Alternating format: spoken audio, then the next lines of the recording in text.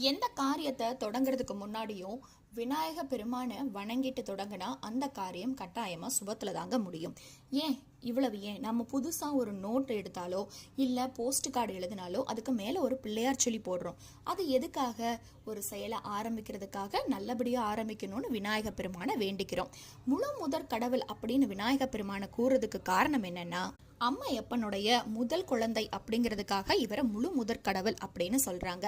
மேலும் இவரை எல்லா காரியங்கள்லையும் முதல்ல வைக்கிறதுக்கு காரணம் என்னன்னா, மகாபாரதத்துல அந்த காவியத்தை எழுதுறதுக்காக தன்னையே தானே தாழ்த்தி கொண்டு ஒரு குமாஸ்தாவாக மாறி அவருக்காக உட்கார்ந்து மகாபாரதத்தை எழுதி கொடுத்தவர் நம்ம விநாயகர். மேலும் இவருடைய தும்பிக்கை சுருண்டு இருக்கிறதுனாலதான் இவரை வக்ரதுண்ட விநாயகர் அப்படின்னு கூறப்படுது.